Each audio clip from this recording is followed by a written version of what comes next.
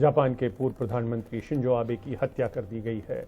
आज सुबह के वक्त में जब वो एक रेलवे स्टेशन के सामने अपने प्रचार कर रहे थे, चुनाव का प्रचार कर रहे थे, ठीक उसी वक्त में पीछे से आकर एक शख्स ने उनकी हत्या कर दी। जो हत्यारा है उसकी उम्र तकरीबन 40 साल बताई जाती है और वो पूर्व सैनिक है। नारा शहर में चुनावी रैली के दौरान ये हमला हुआ है। अब शिंजो आबे को इस बात के लिए भी याद किया जाएगा क्योंकि वो जापान के इतिहास में सबसे ज़्यादा दिन तक प्रधानमंत्री रहने का रिकॉर्ड रखने वाले लोगों में से एक है।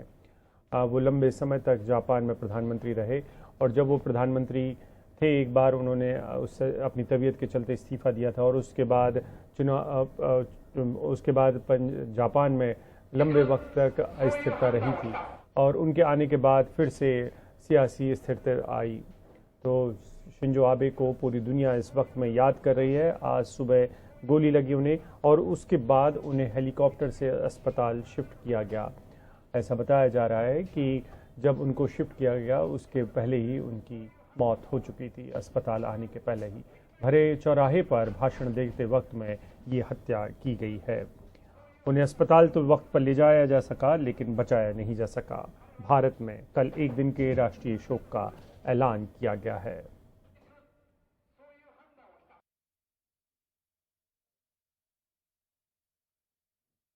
और देश के प्रधानमंत्री नरेंद्र मोदी ने शिंजो आबे की हत्या को लेकर दुख जताया है। भारत जापान के इस दुख में साथ खड़ा हुआ है और साथ ही कल राष्ट्रीय शोक का ऐलान किया गया है। प्रधानमंत्री ने लिखा है कि मैं अपने प्रिय मित्र शिंजो आबे की त्रासद हत्या मौत से इतना दुखी और स्तब्ध हूँ कि शब्दों में नहीं कह सकता। वो एक कद्दावर अंतर्राष्ट्रीय राजनेता थे, एक विलक्षण नेता और एक उल्लेखनीय प्रशासक। उन्होंने जापान और दुनिया को एक बेहतर जगह बनाने में अपना जीवन समर्पित कर दिया। हाल के अपने जापान दौरे पर मुझे फिर आबे से मिलने और बहुत सारे मुद्दों पर चर्चा करने का अवसर मिला। वे हमेशा की तरह बाकपटु और अंतर्दृष्टि से भरे थे। मुझे कतई अंदाज़ा नहीं था कि ये मेरी आखिरी मुलाकात होने जा रही है। उनके परिजनों और जापान के लोगों के प्रति मेरी हार्दिक संवेदनाएं। पूर्व प्रधानमंत्री शिंजो आबे के प्रति गहरे सम्मान के तौर पर 9 जुलाई 2022 को एक दिन का राष्ट्रीय शोक मनाया जाएगा।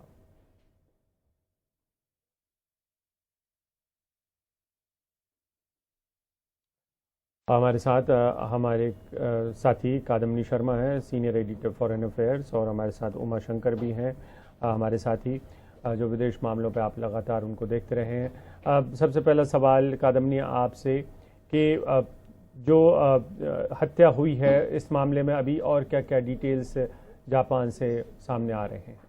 देखिए अभिषेक, अभी तक जो जानकारी सामने आई है उसके मुताबिक जो सस्पेक्ट है जिसे उसी वक्त हिरासत में ले लिया गया था उसके घर पर तलाशी हुई है। वहां पर कुछ एक्सप्लोसिव्स मिले हैं। अब ये एक्सप्लोसिव्स किस नेचर के हैं क्या है ये अभी अधिकारियों ने नहीं बताया है, लेकिन उसके घर एक्सप्लोसिव मिलना, जापान में ये चीज़ होना अपने आप में बहुत बड़ी बात है। उसका जो गन है वहाँ पर गन लॉज काफ़ी स्ट्रिक्ट हैं और आसानी से गन लोगों को नहीं मिलते हैं। ये पूर्व सैनिक बताया जा रहा है मैरीटाइम फोर्स का। उसके पास ये हैंडमेड गन है, जो कि पहली नज़र में हैंडमेड गन लग रहा है। उसके बैरल पे डक्ट टेप लगी हुई है। जब वो चलाया तो बिल्कुल एक छोटे से तोप के चलने जैसी आवाज़ आई, यानी काफ़ी तेज़ आवाज़ हुई, धुआं हुआ। तो ये अभी चीज़ें बताई गई हैं और उससे लगातार क्वेश्चनिंग की जा रही है। उसने कहा है कि उसने जब गोली चलाई तो उसकी मंशा शिंजो आबे को मारने की ही थी और उसमें वो कामयाब हुआ है। लेकिन एक और चीज़ उसने जो कही है वो ये कि वो डिससैटिस्फाइड था। किस चीज़ से डिससैटिस्फाइड था ये अभी खुलासा नहीं किया गया है। हालांकि उसने साथ में ये भी कहा कि पॉलिटिकल बिलीफ जो हैं शिंजो आबे के उससे कोई समस्या नहीं थी। तो अपने आप में ये विरोधाभासी बयान है, लेकिन ये ज़रूर बहुत बड़ी बात है कि उसके घर में तलाशी के दौरान एक्सप्लोसिव्स मिले हैं और जिस तरह से उसने हैंडगन बनाया है, ये किस तरह से बनाया है, क्या कोई और उसके साथ था, ये सब अभी फ़िलहाल जांच के विषय हैं जिसके बारे में ज्यादा कुछ बताया नहीं जा रहा है। कई एंगल से इसकी जांच होगी। अभिषेक निश्चित तौर पर पूर्व प्रधानमंत्री थे, अंतर्राष्ट्रीय पॉलिटिक्स में उनका बहुत बड़ा कद था शिंजो आबे का, तो एक सेंसिटिव मसला भी है। खासकर जापान के रिश्ते कुछ देशों से जिस तरह से तनावपूर्ण रहे हैं और मसले बीच बीच में उठते रहे हैं, उसको देखते हुए तो इसका थॉरो इन्वेस्टिगेशन होगा। उसके बाद सभी चीजें सामने आएंगी। उसका असर निश्चित तौर पर जापान की राजनीति और अंतर्राष्ट्रीय राजनीति पर भी पड़ सकता है। बिल्कुल, हमारे साथ उमाशंकर भी हैं। उमा, जो शुरुआती बात है वो तो अभी पता चल रही है, लेकिन क्या ऐसे कोई रेडिकल ग्रुप्स या ऐसे अतिवादी संगठन हैं जापान में जिनके ऊपर शक जाए, और एक शक अड़ोसी पड़ोसियों के ऊपर भी जा सकता है, जो हालात हैं पूरी दुनिया के उसमें?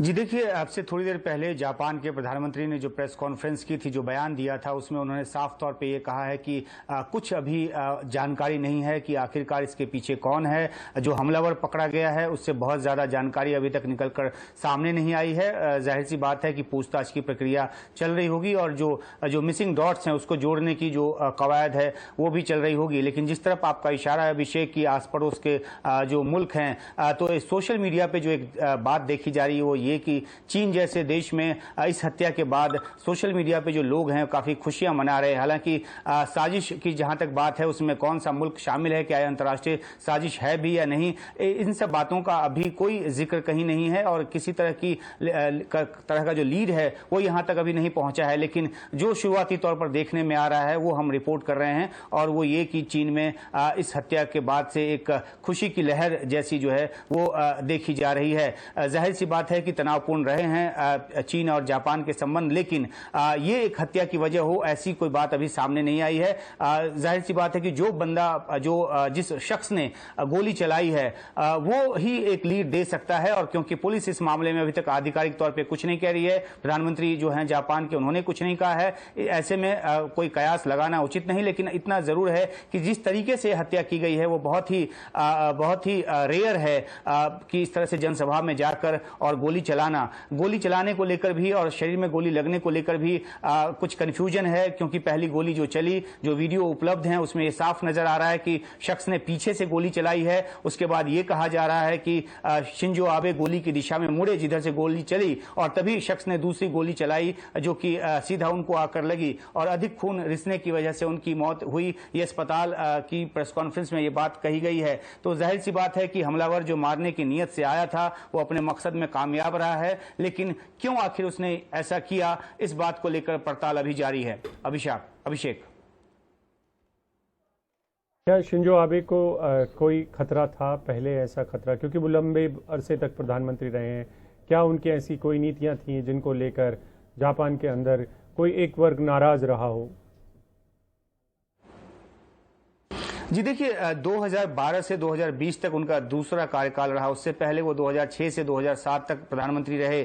उसके बाद अगले 5 सालों में 5 प्रधानमंत्री और बदल गए। छठे प्रधानमंत्री के तौर पे शिंजो आबे आए और उन्होंने जापान को एक नई तरक्की की राह दी, क्योंकि उस समय जापान बहुत सारी मुश्किलातों से गुजर रहा था। वहाँ पे न्यूक्लियर हादसा जो है वो हुआ था, जो सुनामी आई थी उससे जापान निकल नहीं पा रहा था, और इसके अलावा जो एक अर्थक्वेक है उसने भी जापान को तबाह किया था। तो इन सब चीजों से निकालकर शिंजो आबे जापान को तरक्की की राह पर ले गए। दुनिया के बहुत सारे देशों से उनके संबंध काफी अच्छे रहे और जापान के साथ सहयोग इन देशों का काफी बढ़ा, जिसमें खुद भारत भी शामिल है। आपको याद होगा अभिषेक की शिंजो आबे और प्रधानमंत्री मोदी के बीच के पर्सनल केमिस्ट्री को लेकर कितनी सारी बातें 2014 में हुई थी, जब प्रधानमंत्री मोदी जापान के दौरे पर गए थे। और उस समय भी ये कहा गया था, उस समय भी ये जानकारी निकलकर सामने आई थी कि शिंजो आबे ट्विटर पे जिन एक दो लोगों को फॉलो करते थे उसमें प्रधानमंत्री मोदी को भी वो फॉलो करते थे। तो काफी एक सर्वमान्य नेता के तौर पे दुनिया के देशों में वो उभरे थे,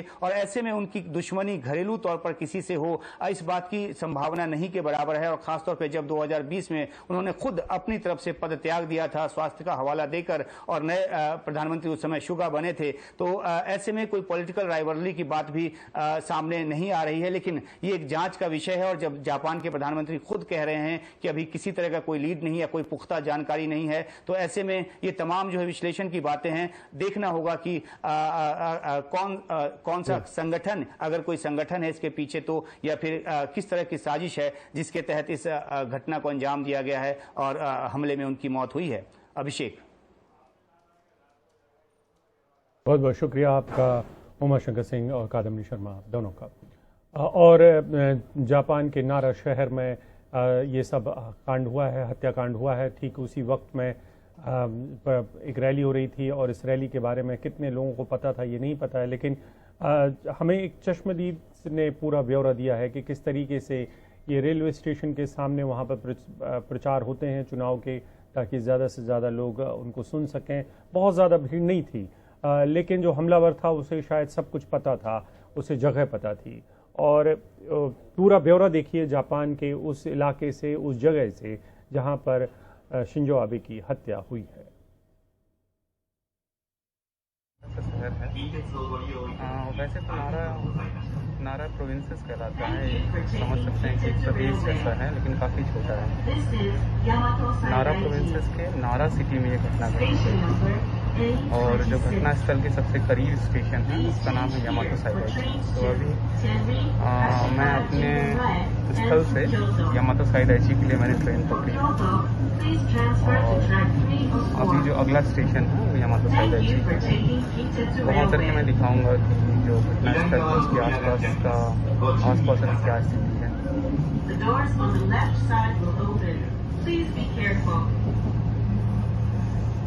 ये जो ट्रेन स्टेशन है इसकी खास बात ये है कि जितना मुझे पता है कि यहाँ से क्योटो जाने के लिए ट्रेनें चेंज की हैं। तो एक तरह से जंक्शन है जहाँ पे बहुत सारे अलग अलग डायरेक्शन के लिए ट्रेन निकलती है।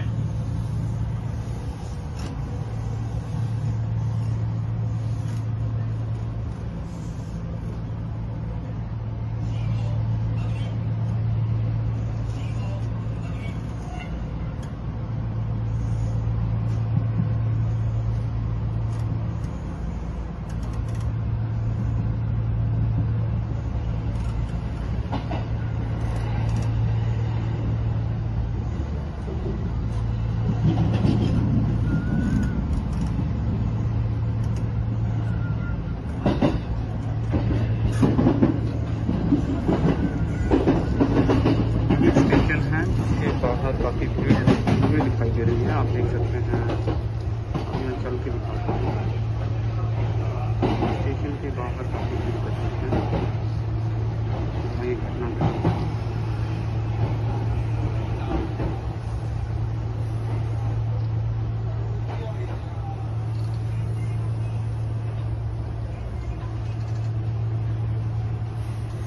अब हम स्टेशन पहुँच गए हैं। देखता हूँ मैं, यही वो स्टेशन है वहाँ पे, इसके जस्ट बाहर एक घटना घटी है।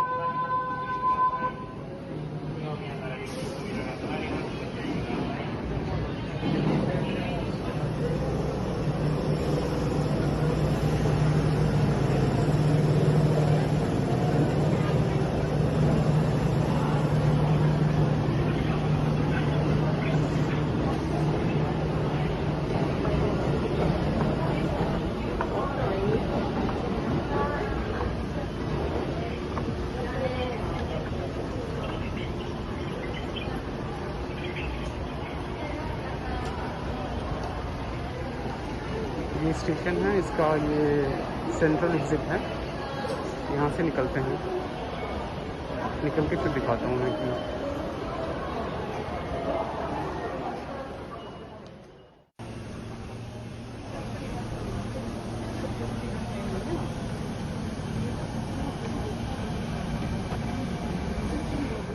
घटना स्थल के पास में शॉपिंग मॉल है। यहाँ पे आम दिनों जैसी हलचल दिखाई दे रही है। इस शॉपिंग मॉल में सबवे भी खुला है, देख सकते हैं लोग बैठे हुए हैं। कोई हलचल नहीं दिखाई दे रही है। सारी दुकानें खुली हुई हैं, स्टारबक्स भी खुला हुआ है।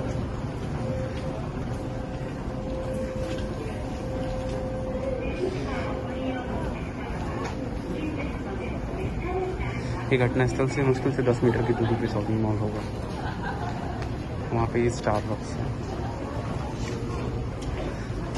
लोगों की भीड़ देख सकते हैं इसमें, बिल्कुल आम दिनों जैसा लग रहा है। ये मैं पहुँच गया यामातो साइदाइची स्टेशन पे। जो घटना घटी है इसी स्टेशन के पास में घटी है।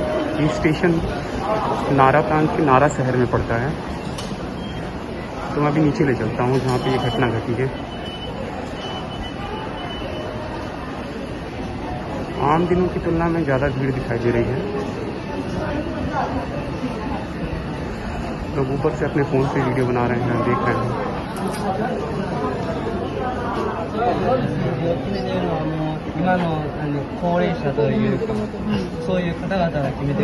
यहाँ से देख सकते हैं स्ट्रिप में घिरा हुआ है। के चारों ओर कैमरे देख सकते हैं और पीले रंग की स्ट्रिप देख सकते हैं। どうしても行ってない結果が出てるんで、若者方面に行くと、お年寄りの人からしたら、なんで投票行ってない奴らのためにそんな選挙みたいな感じになるじゃないですか。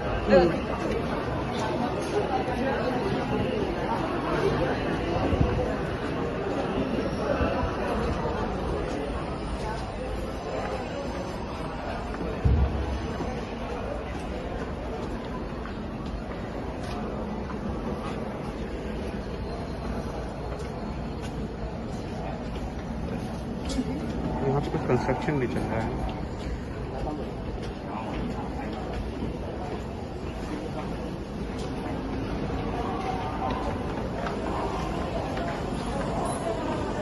यहाँ पे जर्नलिस्ट को देख सकते हैं।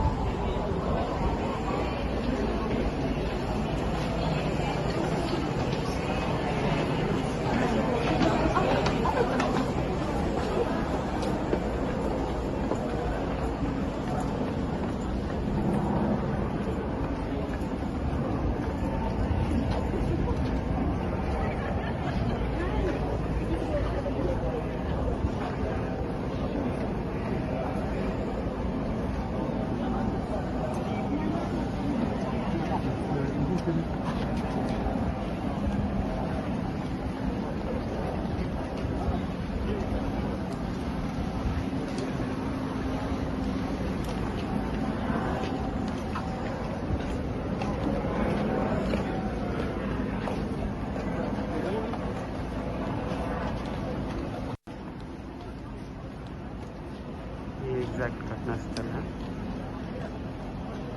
यहाँ पे अच्छी खासी भीड़ दिखाई दे रही है।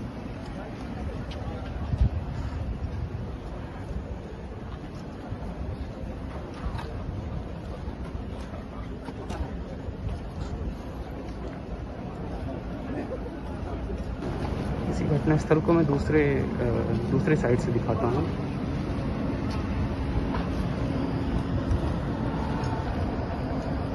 ये दूसरा साइड है। यहाँ पे देख सकते हैं कि पुलिस के लोग बारीकी से छानबीन कर रहे हैं।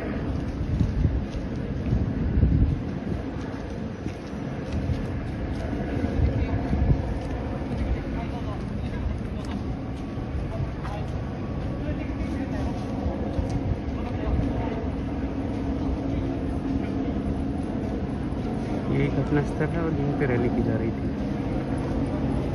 यहाँ पे रैली करने के लिए अलग से स्थल निर्धारित नहीं होता है। जनरली जो मैंने देखा है कि लोग जब अपना प्रचार करते हैं तो स्टेशन के बाहर करते हैं।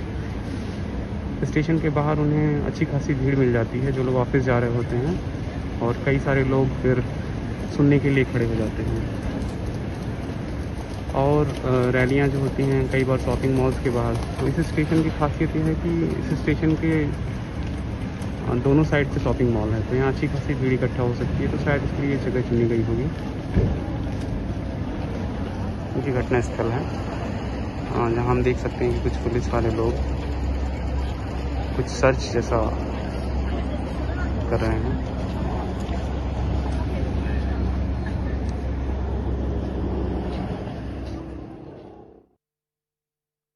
तो आप वहाँ से एक हमारे साथी जश्नदीद की रिपोर्ट देख रहे थे। वो बता रहे थे कि किस तरीके से शिंजो आबे की जहाँ पर हत्या हुई है वो इलाका कैसा है, किस तरीके से वहाँ पर हालात अभी सामान्य हो चुके हैं। हत्या के तुरंत बाद वहाँ एरिया को कॉर्डन ऑफ कर दिया गया है, लेकिन बाकी की सब चीज़ें सामान्य तरीके से चल रही हैं। वक्त एक ब्रेक का है।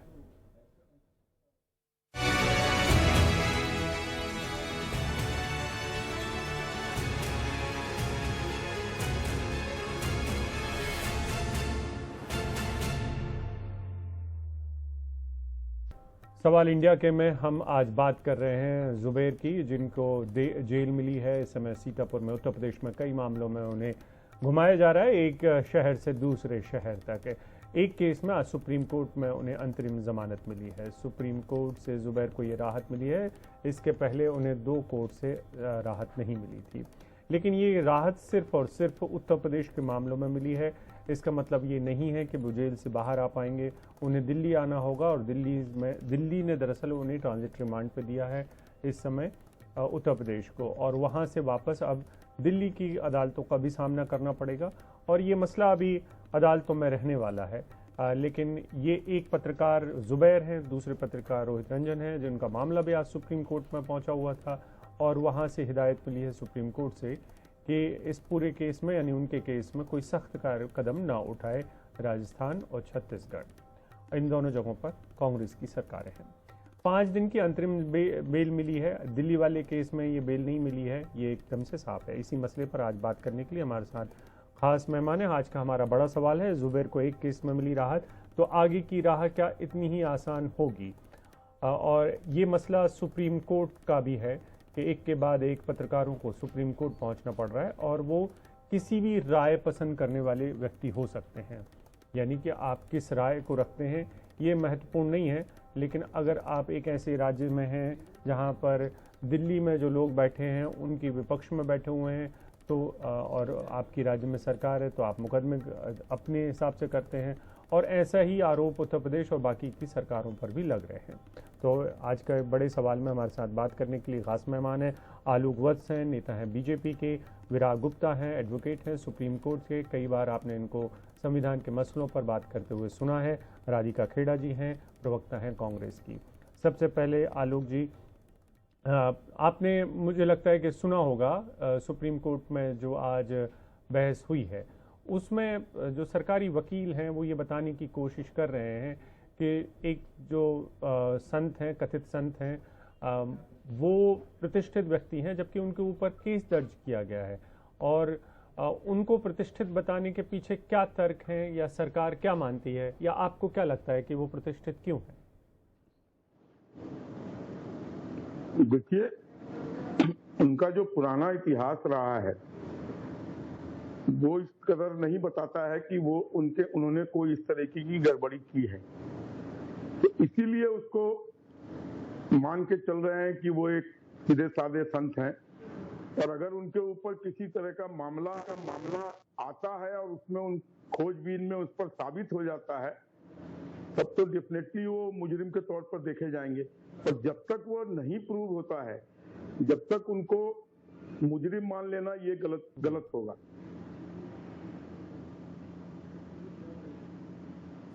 ठीक है।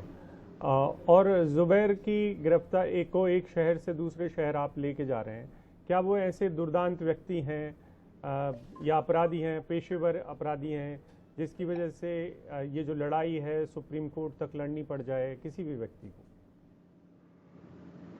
देखिए, उत्तर प्रदेश के मामले में तो उनको 5 दिन का अंतरिम राहत मिला है, लेकिन और जगह जो केस दर्ज है वो भी जब तक अपना फैसला कोई नहीं आ जाता है, क्योंकि इन्होंने जिस तरीके की बातें की हैं उससे हिंदुस्तान के सोशल फाइबर को बिगाड़ने की कवायद की थी।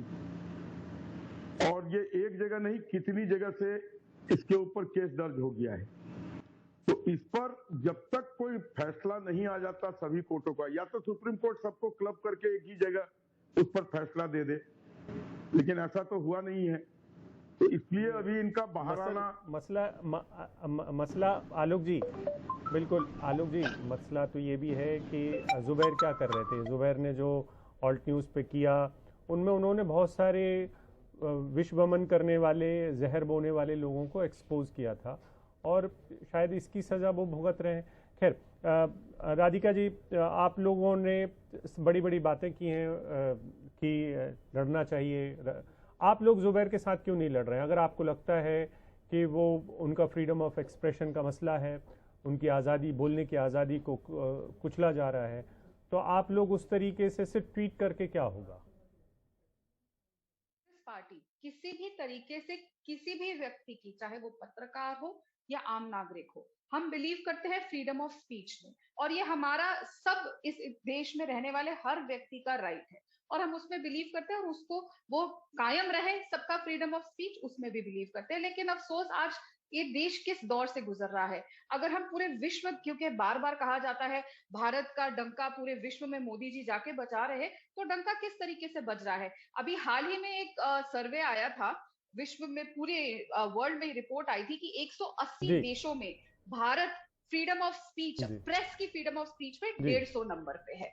तो इस तरीके का डंका बज रहा है। अफसोस की बात आज ये हो गई है कि देश में जो नहीं, राधिका जी, सच बोल देखिए, रहे हैं, फिर अगर फ्रीडम ऑफ एक्सप्रेशन की बात करेंगे तो बिल्कुल, देखिए, मैं फिर बोलूंगा कि भारत में इमरजेंसी के दौरान पत्रकारों के ऊपर क्या ढाया गया है हम सबको पता है। खैर, मैं उसमें नहीं जाऊंगा क्योंकि जो भी नेता होते हैं कब कब कुचला गया है हम सबको पता है। मैं आपसे इतना बस समझना चाहता हूं कि ये आज़ादी आप रोहित रंजन को क्यों नहीं देती है? मैं उनके साथ खड़ा या मैं किसी जुबैर के साथ खड़ा होकर बात नहीं कर रहा हूँ।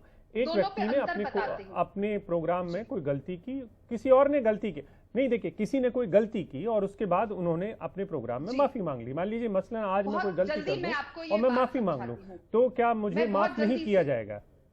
बहुत जल्दी से ये बात समझाती हूँ।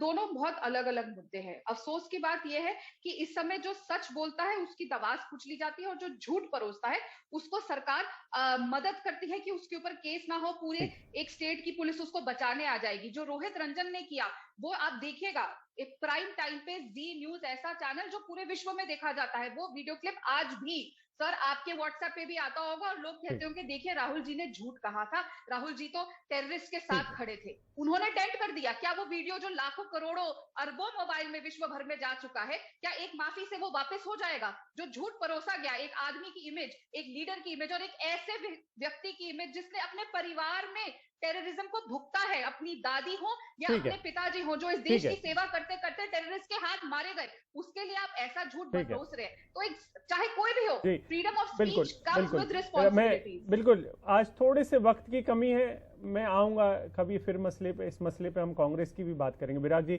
जल्दी से आप हमें अगर बता पाएं संविधान के जो प्रोविजंस है वो जल्दी से, और सुप्रीम कोर्ट में जो आर्ग्यूमेंट हो रहे हैं, क्योंकि एक सारे लोग ये कह रहे हैं कि अलग अलग चश्मों से इसे आप देख रहे हैं और ये जो मामला है छीटाकशी का वो सुप्रीम कोर्ट तक जा रहा है कि साहब सुप्रीम कोर्ट भी चश्मे लगा के देख रहा है। मैं ये नहीं कह रहा हूं, लेकिन ये सोशल मीडिया का जो नैरेटिव है वो इस कदर हो चुका है।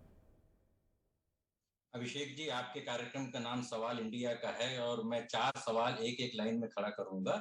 और उसके पहले ये बता दूं कि संविधान के अनुच्छेद 19 के तहत लोगों को बोलने की आजादी है और 21 के तहत लोगों को जीवन का अधिकार है, और ये जो सारी चीजें हो रही हैं उनसे इन दोनों अधिकारों का हनन हो रहा है। सुप्रीम कोर्ट के पास अनुच्छेद 32 के तहत इसको ठीक करने का अधिकार है। दुर्भाग्य से चीजें ठीक नहीं हो रही हैं। सरकारें हर समय में, चाहे कांग्रेस के समय हो, भाजपा के समय में, जिसकी भी सरकार हो, उनकी प्रवृत्ति दमनकारी रहती है। लेकिन अदालतों का काम है कि न्याय दें। और 4 बातें महत्वपूर्ण है। पहला, सिलेक्टेड तरीके से पुलिस एफआईआर क्यों लॉन्च करती है, बाकी चीजों में क्यों लॉन्च नहीं करती है, नंबर 1। नंबर 2, जब सुप्रीम कोर्ट ने जजमेंट दे दिया कि एक ही मामले पे अनेक राज्यों में एफआईआर दर्ज नहीं होगी, तो वो क्यों हो रही है, उसमें कंटेम्प्ट क्यों नहीं होता। तीसरा, पुलिस खुद एफआईआर क्यों दर्ज नहीं करती है, जो मंत्री हैं मुख्यमंत्री के कहने से क्यों दर्ज हो रही हैं। और चौथा, सुप्रीम कोर्ट के सामने जब ये चीजें जाती हैं तो उसमें चाहे हेट स्पीच का मामला हो या फिर ये पुलिस की ज्यादती का मामला हो या सोशल मीडिया का मामला हो, इन सारे विषयों पर व्यक्तिगत न्याय देने की प्रक्रिया की बजाय संस्थागत न्याय क्यों नहीं मिलता है, जिससे पूरे देश में एक ऐसा माहौल हो गया है कि जैसे कबड्डी खेली जाती है, आज हमने इसकी एफआईआर कर दी, उसने उसकी एफआईआर कर दिया, और उस कबड्डी में जो संविधान है वो फुटबॉल की तरह लोग उसको लात मार रहे हैं और न्याय कहीं दिख नहीं रहा। बिल्कुल, बहुत बहुत शुक्रिया आपका। मैं माफ़ी चाहता हूँ आलोक वसी आपसे भी और खेरा जी आपसे भी, आज वक्त नहीं दे पा रहे हैं। बहुत बहुत शुक्रिया आपका। राधिका जी, विराग आपका भी बहुत बहुत शुक्रिया।